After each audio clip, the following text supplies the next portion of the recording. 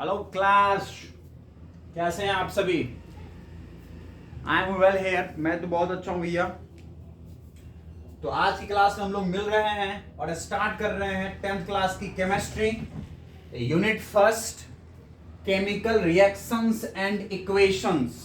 ठीक है, मैंने आपको पूरा का पूरा सिलेबस फर्स्ट वीडियो में बता दिए हुआ था कि हम 10th में साइंस में क्या फॉलो करने वाले हैं।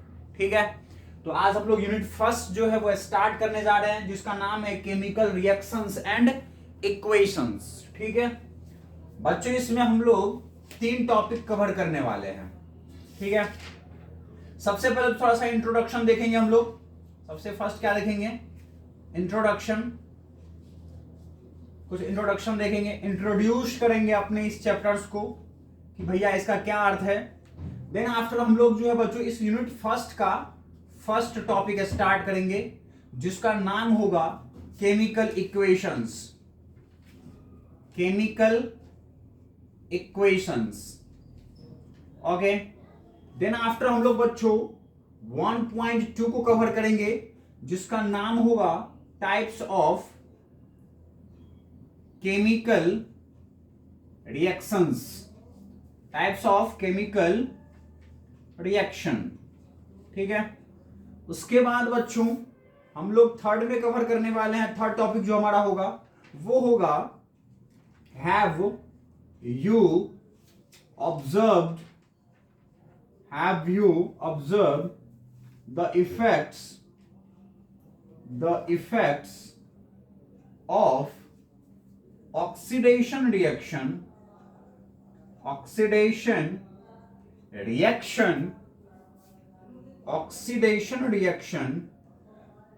in everyday life,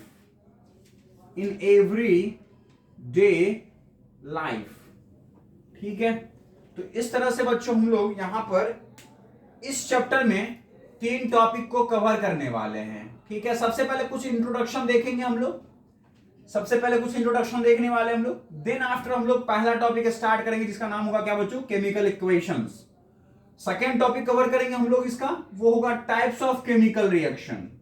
ठीक है, और थर्ड टॉपिक हम लोग कवर करेंगे कि भैया क्या आपने कभी ऑक्सीडेशन रिएक्शन दैनिक जीवन में हमारे दैनिक जीवन में एवरीडे लाइफ में बहुत सारे ऐसे ऑक्सीडेशन रिएक्शन का अकरेंस है, क्या उसमें आपने इफेक्ट देखा है भाई? क्या आपने उसमें इफेक्ट देखा है? ठीक है, क्या आपने देखा है कि भाई ऑक्सीडेशन रिएक्शन कैसे अफेक्ट कर रही है हमारे एवरीडे लाइफ को? ठीक है, तो हम लोग ये भी देखने वाले हैं। ठीक है, तो इस तरह से हम लोग 3 टॉपिक देखने वाले हैं इसमें, और सबसे पहले इंट्रोडक्शन देखने वाले। चलिए स्टार्ट करते हैं हम लोग सबसे पहले इंट्रोडक्शन को। तो क्या आपने लिख लिया? वीडियो को पॉज कर लीजिए और लिख लीजिए जल्दी से फटाफट आप इसको। ओके, चलिए मैं मिटाता हूं और स्टार्ट करता हूं आज का इंट्रोडक्शन, आज के क्लास का इंट्रोडक्शन के टॉपिक। तो इस चैप्टर्स में केवल हम लोग 3 टॉपिक को कवर करने वाले हैं। ठीक है, ये बात आपको पता लग गया। सबसे पहले हम लोग इंट्रोडक्शन को देखने वाले हैं। तो बच्चों क्या स्टार्ट किया जाए? सबसे फर्स्ट 10th क्लास की केमिस्ट्री में बच्चों this is the part of chemistry. ये केमिस्ट्री का पार्ट है जो फर्स्ट चैप्टर हम लोग स्टार्ट कर रहे हैं। तो इसमें जो है हम लोग इंट्रोडक्शन में बच्चों हम लोग क्या देखें? क्या इंट्रोडक्शन है बच्चों? क्या कि we have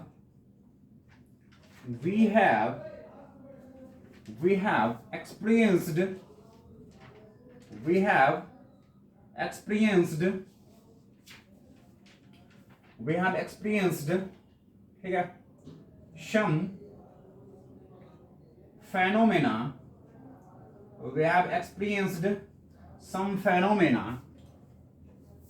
in everyday life like as कुछ इस तरह से हमारे पास बच्चों हमने एक्सपीरियंस किया होगा। सम फेनोमेना, कुछ घटना को हमने देखा होगा in everyday life like as, जैसे कि बच्चों सबसे फर्स्ट की हम लोग बात करें तो मिल्क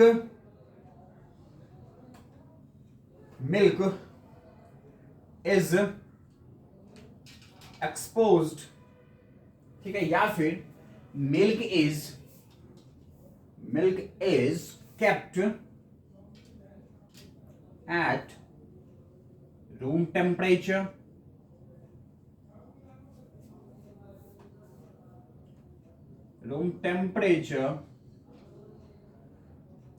इन, या फिर ड्यूरिंग समर्स। बच्चों गर्मी के समय में आपने देखा होगा कि हम लोग, ठीक है, एंड यहां पे लिख सकते हैं कि एंड डिटरमाइन व्हाट हैपन्स,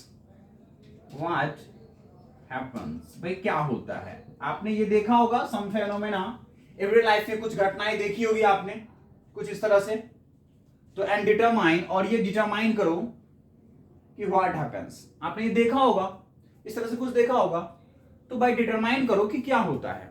अब सोचो, थिंक दैट व्हाट हैपेंस, ठीक है, ठीक है, यस। तो पहली जो है वो है milk is kept at room temperature during summers.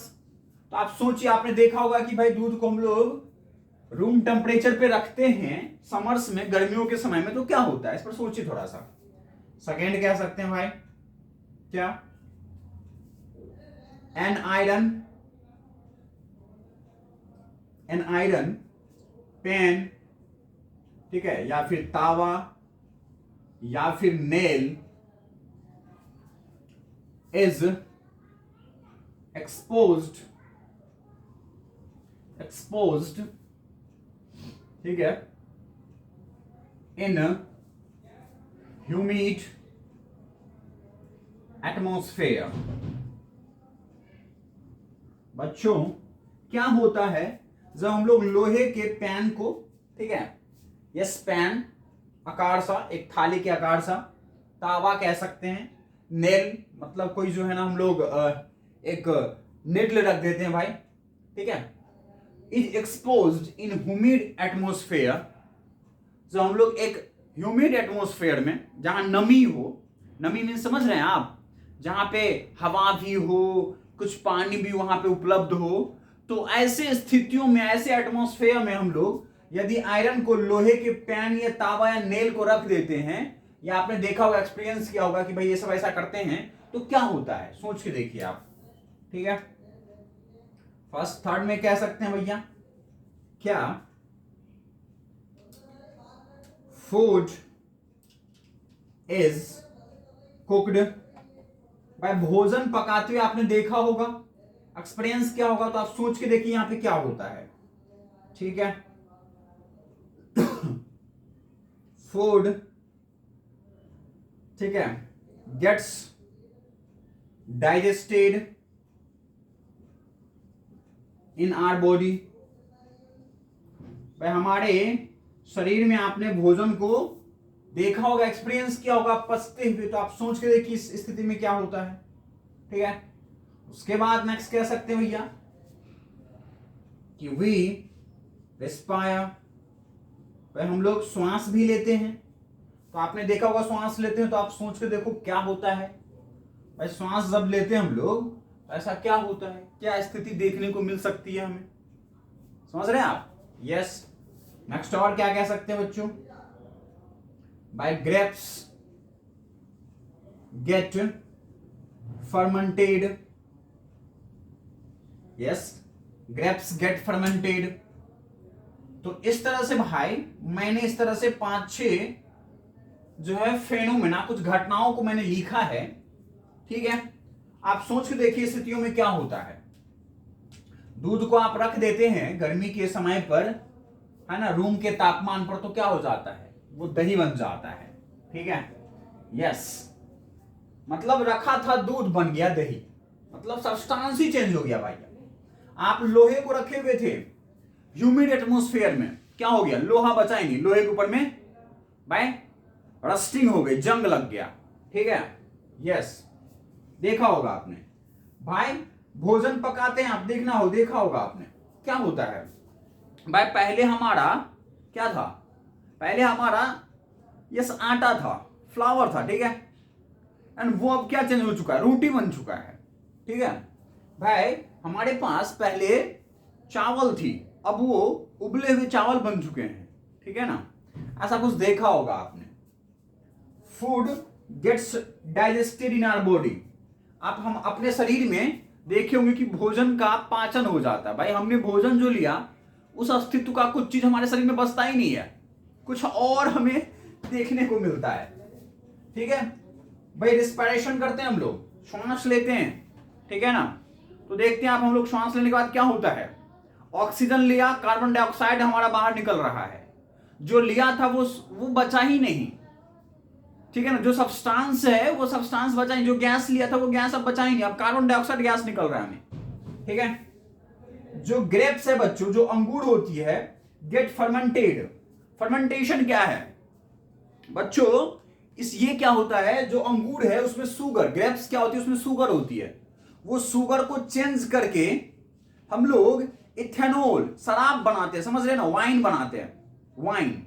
तो ये ऐसे ही है। ठीक है ना, ये शुगर जैसे सब्सटेंसेस से हम लोग चेंज करते हैं और चेंज करके इथेनॉल और कार्बन डाइऑक्साइड गैस में ट्रांसफर कर लेते हैं।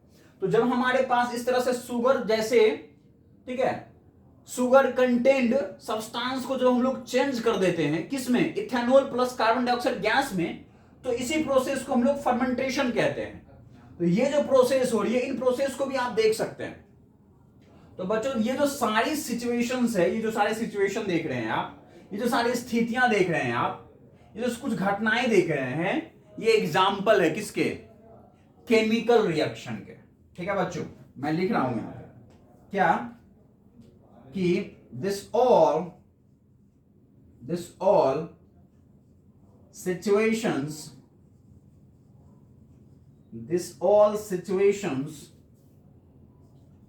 tell us about the chemical changes, ठीक है, chemical changes have taken place। ठीक है, and this is the example of chemical reaction. भाई जब केमिकल चेंज होगा तो मतलब क्या हुआ है, ये केमिकल रिएक्शन हुआ है बच्चों। क्या हुआ है, केमिकल रिएक्शन। क्यों, the initial substances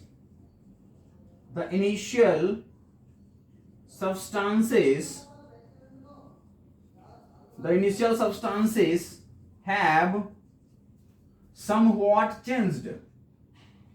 by somewhat changed, कुछ ना कुछ मात्रा में क्या हो चुके हैं, बदल चुके हैं।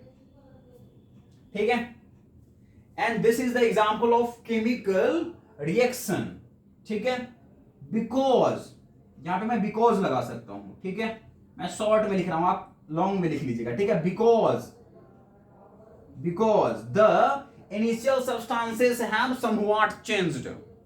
जो इनिशियल सब्सटेंस है बच्चों, वो कुछ ना कुछ रूप में परिवर्तित हो चुकी है। ठीक है ना, दूध अब बचा ही नहीं, लोहा अब बचा ही नहीं, जो भोजन, जो पहले हमारा आटा और चावल था, जो दाल था, वो अब बच ही नहीं रहा है। जो हमने भोजन लिया था, उबले हुए चावल खाया था, रोटी खाया था, वो अब बचा ही नहीं। ठीक है, हम लोग एक्सपायरेशन कर रहे हैं, हम लोग ऑक्सीजन ले रहे हैं, वो ऑक्सीजन दोबारा बाहर निकल ही नहीं पा रहा है।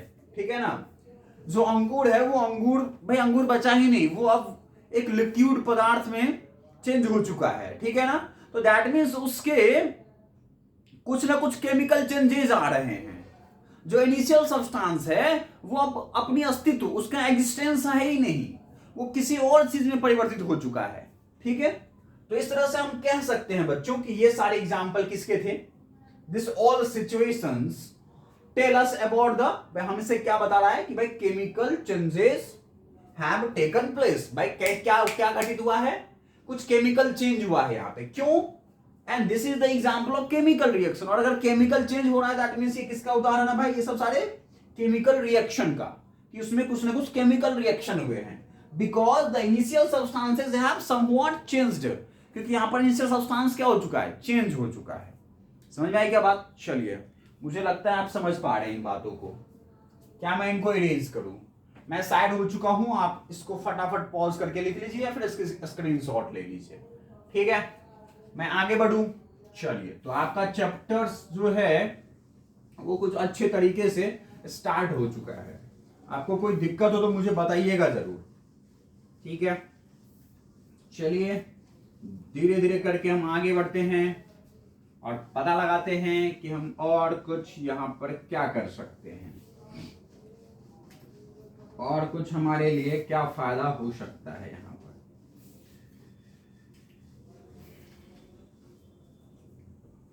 देखिए बच्चों, भाई हम कह रहे हैं कि we see some activity, we see some activity, ठीक है बच्चों?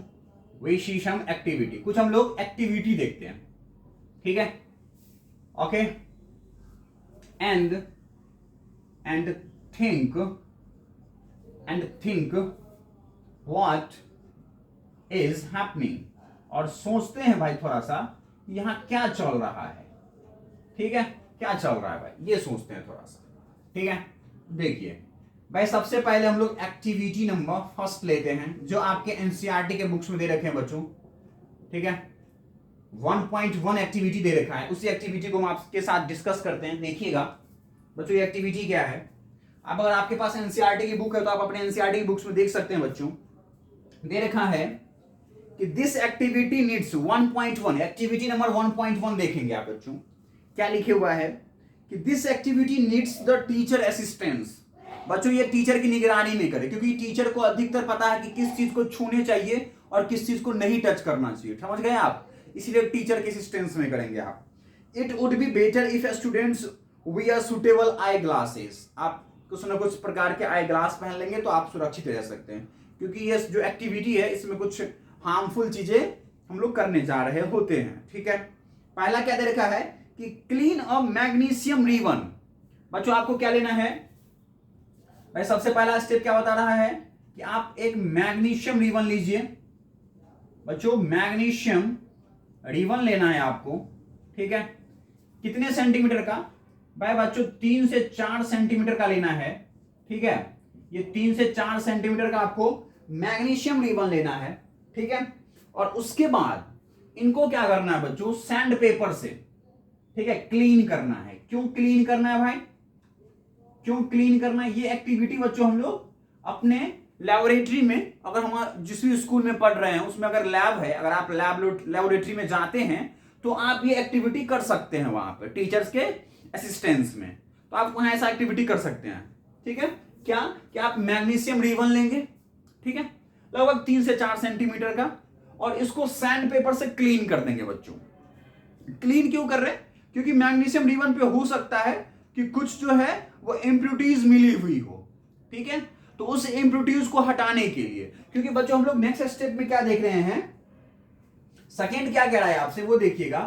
सेकेंड पॉइंट कह रहा है आपसे कि hold it with a pair of tongs. Tongs समझते हैं बच्चों? Take a tong, take a tongs, ठीक है? टेक अ टोंग, भाई एक आप टोंग लेंगे, ठीक है? Take a tongs. बच्चों, इसके पास पेयर ऑफ मतलब चिमटा जिसको बोलते हैं ना, चिमटा जिसे पकड़ते हैं हम लोग गर्म चीजों को, तो टेक अ टोंग्स, टोंग्स लेंगे बच्चों आप, ठीक है?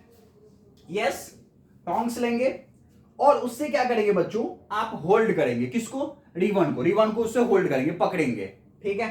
Yes, and take a tongs and hold the ribbon. आप इससे रिबन को क्या करेंगे? पकड़ेंगे, and burn it, by burn it in the burner. बच्चों, जो लैंप होती है, एक बर्नर हो सकता है आपके पास, या स्प्रिट लैंप हो सकता है, लैंप, या फिर बर्नर हो सकता है जिससे जो है ना आपकी हीट निकलती है, उसमें आप क्या करेंगे? इसे बच्चों जलाएंगे, ठीक है? बर्न करेंगे, ठीक है? इसे जलाएंगे, आप बर्न करेंगे बर्न। तो क्या होगा आपके पास? कह रहा है कि burner and collect the S. और बच्चों आप क्या करेंगे, उसके बाद जलने के बाद आपको क्या मिलने वाला है, वहां पर एस मिलने वाला है। ठीक है, तो कलेक्ट एस, वहां पे जैसे रिबन को आप जलाएंगे बच्चों, बर्न करेंगे तो आपको कुछ राख मिलने वाला है। ठीक है, यस, इन या फिर कलेक्ट एस ऑन, ठीक है, इन वॉच ग्लास। ठीक है बच्चों, शीशे के ग्लास पर, क्यों, क्योंकि वो चीजें गर्म होगी, तो गर्म होने के बाद और ग्लास के साथ वो बहुत ही इंसुलेटिंग सरफेस होती है, तो उसके साथ ये रिएक्शन नहीं करेगा राख अगर गर्म हो तो, इसीलिए वॉच ग्लास में ले रहे हैं इसको। ठीक है, और उसके बाद ribbon keeping it away as far as possible from your eyes, और अपने आंख से दूर बर्न करे उसको, मैग्नीशियम रिबन को, क्योंकि हो सकता है कुछ इवोल्यूशन ऑफ गैसेस हो सकती है, तो उससे आप बचे रहेंगे। ठीक है, व्हाट डू यू ऑब्जर्व, आपसे नेक्स्ट पूछ रहा है कि what do you observe, what do you observe. बच्चों तुम उसके बाद क्या पाते हो, क्या मिलता है आपको, तो हमें बच्चों क्या मिलता है कि जब आप ये एक्टिविटी करते हैं, आप अपने लेबोरेटरी में बैठ के, अपने स्कूल के लैब में बैठ के, तो बच्चों आपको क्या मिलता है कि यहां पर जो मैग्नीशियम रिबन है हमारा, ठीक है, वो ऑक्सीजन के प्रेजेंस में बर्न होता है। आप इसको क्या कर रहे हैं बच्चों, बर्न कर रहे हैं, दैट मीन्स आप इसको क्या दे रहे हैं, हीट दे रहे हैं। ठीक है, तो बच्चों आपको क्या मिलता है, वहां पर मैग्नीशियम ऑक्साइड मिलता है बच्चों। यस, मैग्नीशियम ऑक्साइड बच्चों, this is magnesium, you know very well भाई ये मैग्नीशियम है, this is oxygen and this is magnesium oxide. बच्चों ये हमारा क्या है, मैग्नीशियम ऑक्साइड है।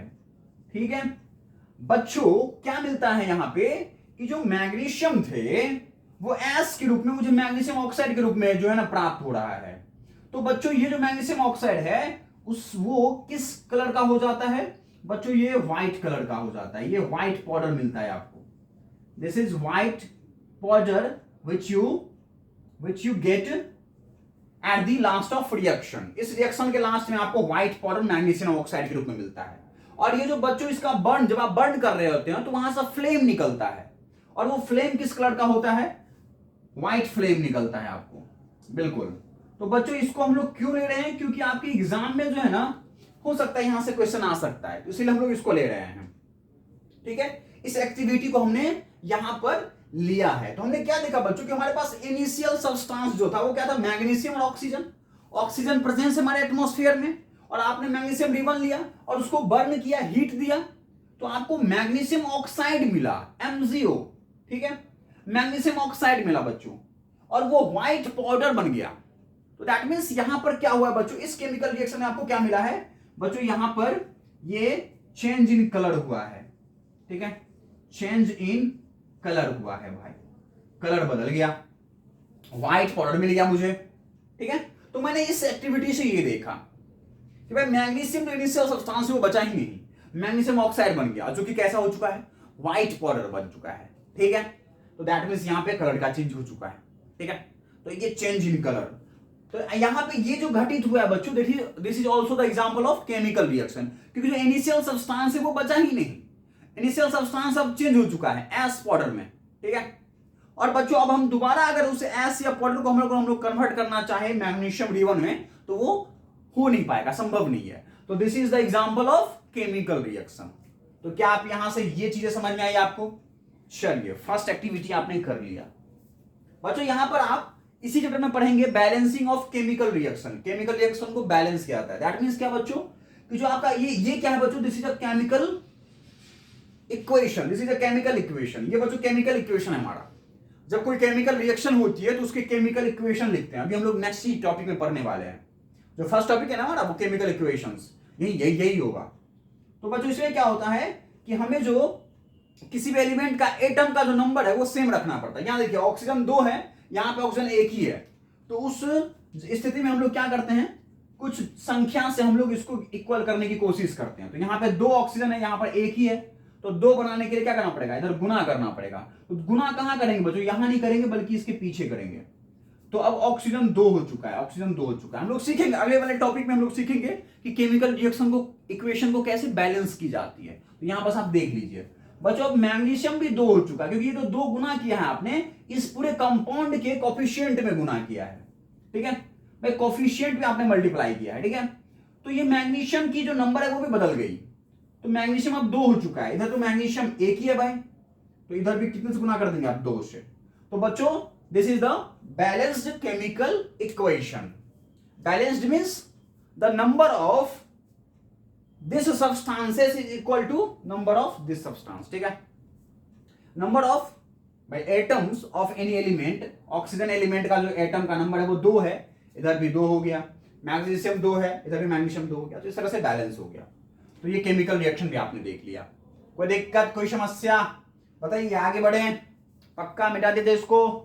चलिए भाई चलिए, तो एक्टिविटी नंबर 1 से आपको कुछ मिला, चलिए एक्टिविटी नंबर 2 देखते हैं, क्योंकि लगातार 3 एक्टिविटी आपके एनसीईआरटी के बुक्स में दे रखी है बच्चों, तो हम लोग 3 एक्टिविटी पर बात करने वाले हैं। फर्स्ट एक्टिविटी आपने देख लिया, सेकेंड एक्टिविटी हम लोग देख लेते हैं कि क्या है भाई। एक्टिविटी नंबर सेकेंड देखिए बच्चों, भाई एक्टिविटी नंबर 1.2 देखिए, इसमें क्या है, इसमें क्या है बच्चों, देखिए एक्टिविटी नंबर 1.2 में दिखाता हूं आपको क्या है कि टेक लेड नाइट्रेट, भाई आप क्या लीजिए, लेड नाइट्रेट लीजिए, ठीक है, यस। सॉल्यूशन, लेड नाइट्रेट का सॉल्यूशन लीजिए आप इन अ टेस्ट ट्यूब, ठीक है बच्चों, टेस्ट ट्यूब, एक टेस्ट ट्यूब में लीजिए। एंड सेकेंड कह रहा है कि ऐड, बच्चों इसमें ऐड करना है आपको, क्या ऐड करना है, पोटेशियम आयोडाइड, पोटेशियम आयोडाइड, ठीक है भाई, पोटेशियम आयोडाइड आपको ऐड करना है, ठीक है, ठीक है, पोटेशियम आयोडाइड सॉल्यूशन को इसमें ऐड करना है, ठीक है, यस करना है। तो बच्चों व्हाट डू यू ऑब्जर्व, आपको क्या मिलता है भाई, व्हाट डू यू ऑब्जर्व, क्या ऑब्जर्व करते हैं आप, आपको क्या देखने को मिलता है। तो बच्चों मुझे देखने को मिलता है कि मैं लेड नाइट्रेट जैसे ही लेता हूं, ठीक है, मैं लेड नाइट्रेट लेता हूं, ओके, और इस लेड नाइट्रेट को मैं जैसे ही ऐड करता हूं किसके साथ, पोटेशियम आयोडाइड के साथ, ठीक है भाई, पोटेशियम आयोडाइड के साथ जैसे हम लोग ऐड करते हैं बच्चों, तो मुझे क्या मिलता है, मुझे मिलता है बच्चों यहाँ पे लेड नाइट्रेट है ना, पोटेशियम आयोडाइड है ना, तो मुझे अब मिलता है potassium nitrate plus lead iodide, मुझे अब क्या मिलने वाला है लास्ट में, लेड आयोडाइड मिलने वाला है, ठीक है, और प्लस पोटेशियम नाइट्रेट मिलने वाला है बच्चों, ठीक है, और उसके बाद क्या मिलने वाला है, पोटेशियम नाइट्रेट, ठीक है बच्चों। This is the chemical reaction, sorry chemical equation, जो कि वर्ड में मैंने लिखा है। अगर मैं इसी को सिंबल के साथ लिखूं तो क्या हो सकता है, lead nitrate by PbNO3 whole twice plus potassium iodide बच्चों Ki, and then after lead iodide बच्चों PbNI2 प्लस पोटेशियम नाइट्रेट बच्चों KNO3, ये मिलेगा आपको, ठीक है बच्चों, ये मिलेगा आपको। तो ये जो बच्चों लेड आयोडाइड है आपका, वो क्या हो जाएगा बच्चों, ये आपको येलोइश फॉर्म में मिलने वाला है, ये आपको येलो दिखेगा, this is a yellow compound मिलने वाला है बच्चों आपको, ठीक है, लास्ट में लेड आयोडाइड, ठीक है, ये कैसे हो जाएंगे बच्चों, येलो, येलो कलर में मिलेंगे, ठीक है, येलो प्रिसिपिटेट फॉर्म में मिलेंगे आपको, ठीक है, ये येलो प्रिसिपिटेट फॉर्म में मिलेंगे आपको जब आप इनका रिएक्शन करने वाले हैं। तो समझ में आया क्या बच्चों, ये जो लेड नाइट्रेट है यहां पर उसके कलर में चेंज आ गई, ठीक है, लेड नाइट्रेट के कलर में चेंज आ गई बच्चों, ठीक है, लेड आयोडाइड मिल गया आपको, येलो प्रिसिपिटेट फॉर्म में मिल गया, ठीक है, तो यहां पे कलर के चेंज हो गए, जो इनिशियल सब्सटेंस था वो बचा ही नहीं, तो आपस में केमिकल रिएक्शन हुआ है बच्चों। तो यहां से आपने इस एक्टिविटी में भी ये भी देख लिया, समझ में आ गई आपको, इस एक्टिविटी से समझ में आ गई कि भाई यहां पर क्या हो रहा है, चेंज इन कलर, यहां पे भी क्या घटित हो रहा है बच्चों, चेंज इन कलर, भाई यहां पर कलर चेंज हो रही है, ठीक है, ये येलो बन गया भाई, ओके समझ आया क्या बात? तो इस तरह से यहां पर हमने देखा कि कलरिंग बाय चेंजिंग कलर हो रहा है, ठीक है, ये एक्टिविटी समझ में आया। अब तीसरी एक्टिविटी देखते हैं हम लोग, थर्ड एक्टिविटी। तीसरी एक्टिविटी में देखते हैं कि हमको क्या मिल रहा है, उसमें क्या हो रहा है, ऐसी क्या घटना घटित हो रही है, ठीक है। तो तीसरी एक्टिविटी देख लीजिए बच्चों आप। थर्ड एक्टिविटी इज कि आपको जिंक ग्रेन्यूल्स लेना है, ठीक है बच्चों। आपको क्या लेना है, एक्टिविटी नंबर 1.3 सबसे फर्स्ट लेना है जिंक ग्रेन्यूल्स। ओके बच्चों, जिंक ग्रेन्यूल्स लेना है आपको, ठीक है।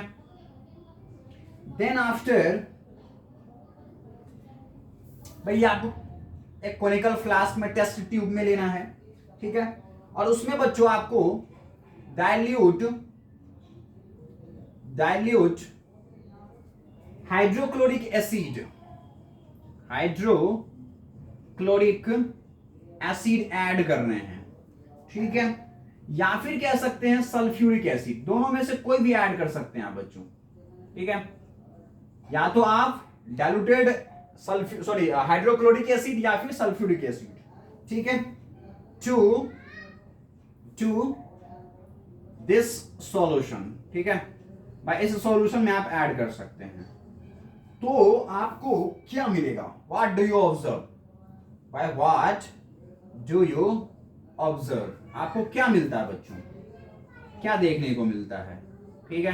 व्हाट डू यू ऑब्जर्व, इसमें क्या देखने को मिलता है बच्चों में, क्या मिलेगा देखने को, कि भाई हमको देखने को मिलता है कि जैसे मैंने बच्चों जिंक ग्रेन्यूल्स लिया और उसके साथ मैंने मान लीजिए HCl मिला दिया, वो भी डाइल्यूटेड होना चाहिए, आपको पता है डाइल्यूट हाइड्रोक्लोरिक एसिड क्या होनी चाहिए।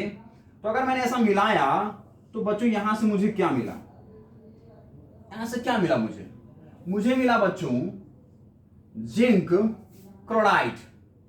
बाय जिंक से जैसे मैंने HCl मिलाया, हाइड्रोक्लोरिक एसिड मिलाया बच्चों, तो मुझे मिला क्या, ZnCl2 प्लस H2 गैसेस, ठीक है बच्चों। मुझे क्या मिला, ZnCl2, ठीक है, and H2 evolution of gases मिला बच्चों हमको, ठीक है।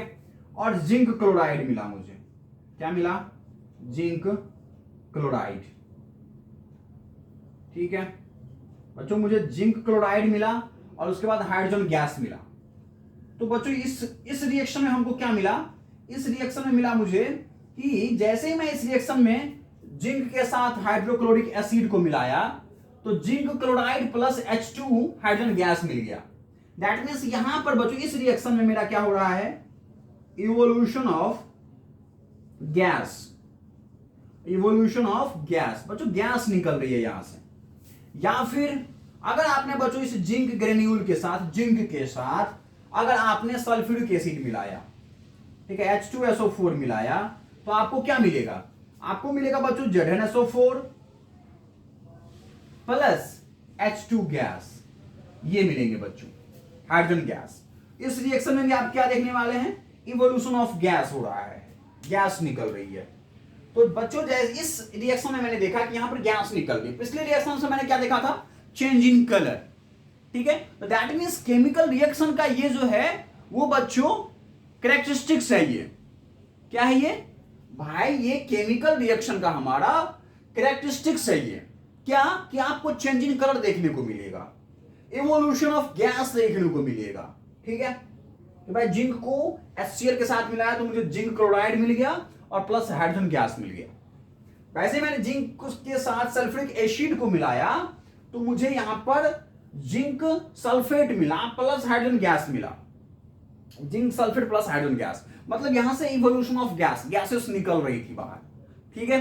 तो बच्चों ये एक्टिविटी देखने को मिलेगा अगर आप ये एक्टिविटी करते हैं तो इन एक्टिविटी से मुझे क्या पता चला, मैं मिटा दूं इस एक्टिविटी को, तो इन एक्टिविटी के साथ पता चला मुझे बच्चों कि अगर कहीं पर केमिकल चेंजेस हो रहे हैं, ठीक है, अगर कहीं पर केमिकल रिएक्शन हो रहा है तो कुछ उसके ऑब्जर्वेशन हो सकते हैं, जिस ऑब्जर्वेशन के आधार पर हम लोग डिटरमाइन कर सकते हैं कि केमिकल रिएक्शन टेकन प्लेस हुआ है या नहीं।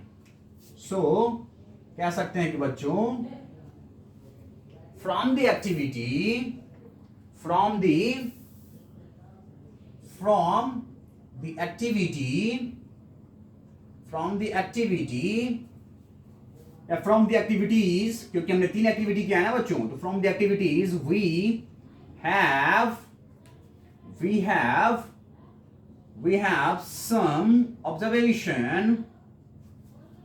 some observation which helps us to determine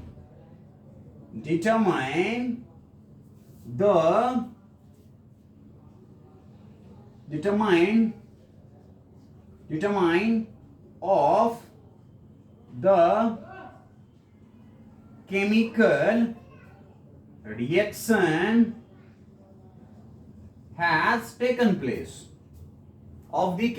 reaction has taken place, या फिर कह सकते हैं कि भाई help us to determine whether chemical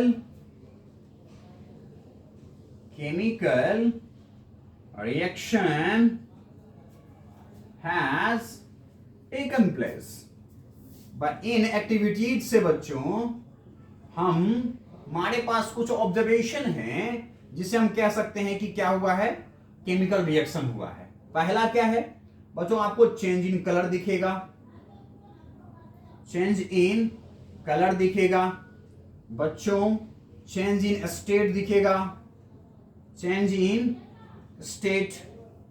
बच्चों चेंज इन टेम्परेचर दिखेगा, ठीक है बच्चों आपको, ठीक है इवोल्यूशन ऑफ गैस। ये बच्चों 4 ऑब्जर्वेशंस है हमारे पास जिसके आधार पे हम कह सकते हैं कि भैया chemical reaction has taken place, कि केमिकल रिएक्शन हुआ है या नहीं है, केमिकल चेंजेस हुए ही या नहीं हुए हैं। ठीक है भाई, केमिकल चेंजेस हुए हैं या नहीं हुए हैं, केमिकल रिएक्शन हुआ या है नहीं हुआ है, ये पता लगाने के लिए मुझे इन 4 चीजों को देखना पड़ेगा उस केमिकल रिएक्शंस में। ठीक है, अगर कहीं केमिकल एक्टिविटी हो रही है तो अगर ये 4 चीजों में से कोई चीज भी आपको अगर देखने को मिल जाता है तो आप कह सकते हैं कि वहां पर क्या हुआ है, केमिकल रिएक्शन हुआ है। समझ में आई ये बात? पक्का आ गई, एकदम कंफर्म आ गई। चलिए भाई मिटा दिया जाए इसको, चलिए मिटा देते हैं। यहां तक कोई दिक्कत नहीं होना चाहिए आपको समझने में।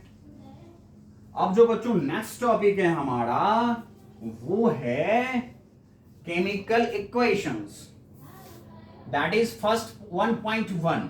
वो क्या है बच्चों हमारा, केमिकल इक्वेशंस। केमिकल इक्वेशंस क्या है भाई? Chemical equations,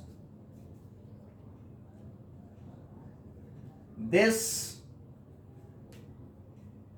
is the method, ठीक है, या फिर कह सकते हैं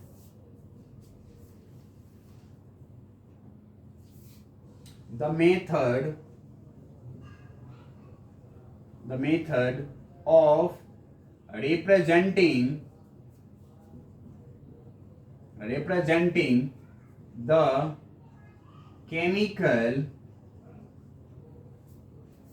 the method of representing the chemical reaction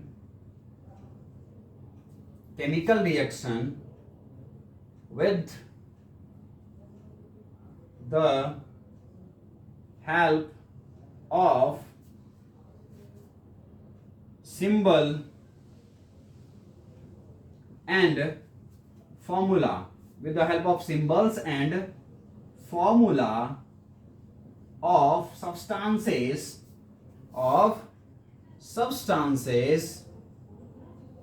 taken part in it is known as chemical equations. Chemical equations. बच्चों अब ये कहानी तो हमने लिख दिया. इस कहानी का क्या मतलब है बच्चों? The method of representing the chemical reaction. Chemical reaction को रिप्रेजेंट करने का, व्यक्त करने का एक तरीका है with the help of symbols and formula. कुछ सिंबल होंगे हमारे पास, चिन्ह होगा या फिर कोई फॉर्मूला होगा ऑफ सब्सटेंसेस. वह सब्सटेंसेस के मेरे पास फॉर्मूला या सिंबल हो सकते हैं. टेकन पार्ट इन इट, जो उसमें भाग ले रहे हैं, जो सब्सटेंसेस भाग ले रहे हैं केमिकल रिएक्शन में, उनको, ठीक है, उनको रिप्रेजेंट करने का जो तरीका है उसी को हम लोग क्या कहते हैं बच्चों? केमिकल इक्वेशन कहते हैं. ठीक है, this is called chemical equation. By example देख सकते हैं आप. जैसे मैंने बच्चों कार्बन लिया, ठीक है, प्लस ऑक्सीजन लिया, ठीक है, कार्बन प्लस ऑक्सीजन लिया, और देन आफ्टर हमने लिख दिया यहां पे कार्बन डाइऑक्साइड. ठीक है बच्चों, तो this is chemical equation. This is chemical equation बच्चों. फॉर्मूला या सिंबल से, सिंबल भाई हमने कहा कि कार्बन एक हुआ. दिस इज बच्चों, this is word chemical equation. भाई ये शब्दों में लिखा गया है. Chemical word, chemical reaction, sorry chemical equation. बच्चों ये वर्ड केमिकल इक्वेशन है. इसी को फॉर्मूला और सिंबल में कैसे दिखा सकते हैं बच्चों? कार्बन के लिए सिंबल क्या होता है? C. ऑक्सीजन के लिए O2, then after carbon dioxide CO2.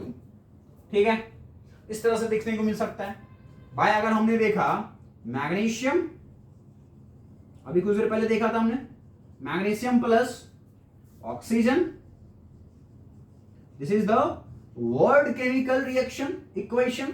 ठीक है, इसको हमने क्या कहते हैं? Magnesium oxide. आपको क्या मिलती है? मैग्नीशियम ऑक्साइड मिलती है बच्चों. बोलिए हाँ या ना? यस. इसी को हम लोग सिंबल और फॉर्मूला के साथ क्या लिख सकते हैं? मैग्नीशियम को हम लोग Mg से दिखाते हैं, वह ऑक्सीजन को O2 से दिखाते हैं, मिलके क्या बनाता है? MgO. बोलिए हाँ या ना? यस. तो भाई केमिकल इक्वेशन क्या है? This is the method of representing the chemical reaction. भाई केमिकल रिएक्शन जो हो रही है उसको सिंबल की हेल्प से, फॉर्मूला की हेल्प से रिप्रेजेंट करने का जो तरीका है वही जाना जाता है किसके नाम से? केमिकल इक्वेशन के नाम से. ठीक है, इसमें सब्सटेंसेस कौन कौन से भाग ले रहे हैं उन्हीं को सिंबल या सिंबल के साथ, फॉर्मूला के साथ. ऑक्सीजन का फॉर्मूला क्या होता है? O2, और कार्बन डाइऑक्साइड का फॉर्मूला क्या होता है? CO2. ठीक है ना? तो सिंबल एंड फॉर्मूला के साथ रिप्रेजेंट करना ही क्या कहलाता है? Chemical equation. This is the chemical equation of any chemical reaction. जो केमिकल रिएक्शन हुआ है उस केमिकल रिएक्शन का ये क्या है? केमिकल इक्वेशन है. समझ में आई क्या बात? चलिए भाई, चलिए क्या मैं मिटा दूं? देख लीजिए आप. क्या मैं इसको इरेज कर दूं? बोलिए. चलिए इरेज किया. अब इसके नीचे हम लोग क्या देखें बच्चों? इसके नीचे हम लोग क्या देखें?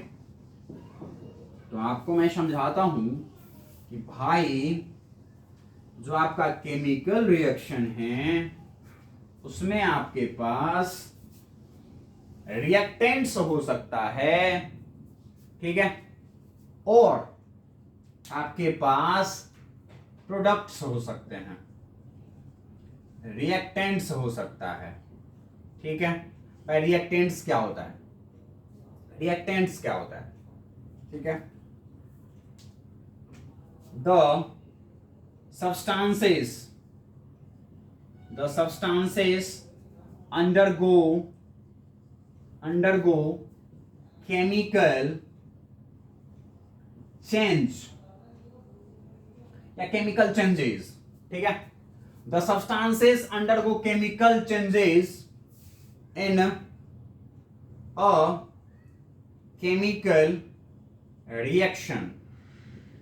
ठीक है, in a chemical reaction is known as, या फिर आर नॉन एज रिएक्टेंट्स। इसको किसके नाम से जानते हैं? रिएक्टेंट्स के नाम से जानते हैं भाई। जो केमिकल चेंज के लिए जा रहा होता है सब्सटेंस, या फिर द सब्सटेंसेस विच कंबाइन और रिएक्ट, जो मिलता है, जो कंबाइन होता है, जो रिएक्ट होता है आपस में, वही क्या कहलाता है? रिएक्टेंट। जो कंबाइन होता है, जो जुड़ रहा होता है, मैग्नीशियम प्लस ऑक्सीजन जुड़ रहा था, कार्बन प्लस ऑक्सीजन जुड़ रहा था, कंबाइन हो रहा था, रिएक्ट हो रहा था।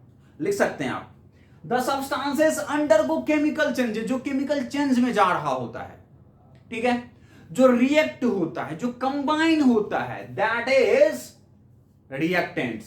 ठीक है, रिएक्टेंट्स, या फिर इट इज ऑलवेज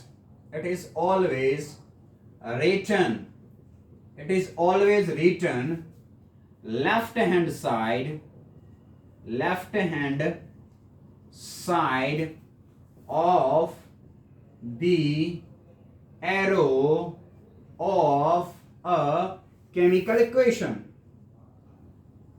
बच्चों केमिकल इक्वेशन में जो है वो एक एरो होती है, उस एरो के लेफ्ट हैंड साइड में लिखी जाती है हमेशा, ऑलवेज। ठीक है, it is always written left hand side of the arrow of a chemical equation. ठीक है, पक्का? Okay, the plus sign plus वाला sign, the plus sign is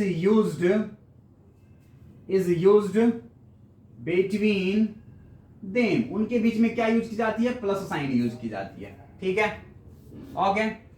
नीचे देखिए, प्रोडक्ट्स की बात कर लूं अगर मैं, प्रोडक्ट्स क्या है भाई? भाई केमिकल इक्वेशन में बच्चों एक रिएक्टेंट्स होता है, एक प्रोडक्ट्स होता है। प्रोडक्ट्स क्या है? What is products? प्रोडक्ट्स क्या है भाई?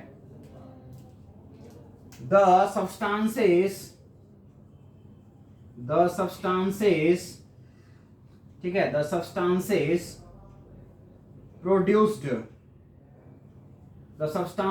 produced after या फिर during chemical reaction, the substances produced during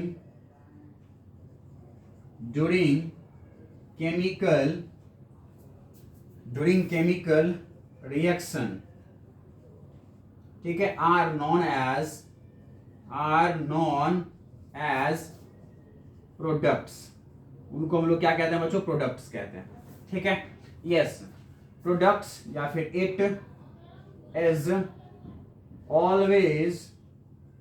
always return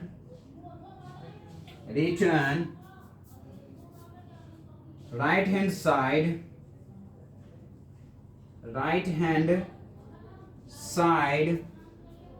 of the arrow of a chemical equation। भाई केमिकल इक्वेशन के एरो के राइट हैंड साइड में लिखी जाती है बच्चों। ठीक है, द प्लस साइन, वही बात, द प्लस साइन, ठीक है, इज यूज्ड बिटवीन देम। उनके बीच में बच्चों हम लोग प्लस साइन यूज करते हैं। ठीक है, ये बात आपने देख ही लिया। क्या मैं एग्जांपल दे दूं भाई? आपने देख लिया एग्जांपल, क्या मैं दे दूं एग्जांपल? देख लीजिए, अभी आपने देखा था H2 प्लस, ठीक है, H2 प्लस O2। ठीक है, तो ये आपको क्या दिया था? ये देगा भाई H2O देगा। ठीक है, तो बच्चों ये साइड जो है, जो एरो के लेफ्ट हैंड साइड में है, दैट इज रिएक्टेंट्स। ये क्या है? आपके रिएक्टेंट्स हैं। और जो एरो के राइट हैंड साइड में है वो क्या है? आपके प्रोडक्ट्स। बच्चों आप ऐसे लिख रहे हो ना, तो आपका ये वाला हुआ राइट हैंड साइड और ये वाला हुआ लेफ्ट हैंड साइड। तो ये हो गया आपका LHS और ये हो गया आपके पास RHS। तो राइट हैंड साइड में प्रोडक्ट्स लिखे जाते हैं और लेफ्ट हैंड साइड में आपके रिएक्टेंट्स लिखे जाते हैं। क्या विजिबल है आपके कैमरे में ये सब? बिल्कुल। बोले कोई दिक्कत?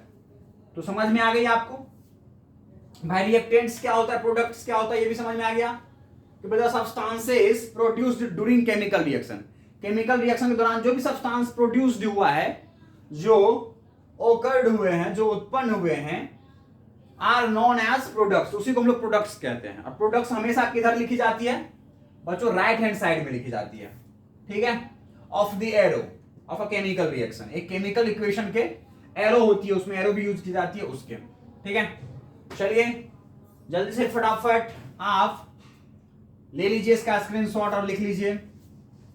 बच्चों आप समझ गए हैं ना भाई? इतनी बड़ी बड़ी लाइन है नहीं जो मैं आपको इतने समय लगा के समझाऊं, ठीक है।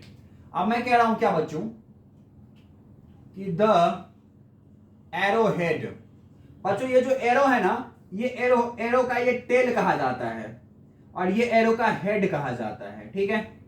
तो the arrow head points towards the products, बच्चों प्रोडक्ट्स की ओर होता है उसका हेड। देख रहे हैं आप? मतलब इस एरो का जो हेड है, वो हेड जिधर भी दिख गया इधर प्रोडक्ट है, हेड के तरफ क्या लिखी जाती है? प्रोडक्ट्स, ठीक है। समझ आगे बात? यस। और बच्चों और क्या? इट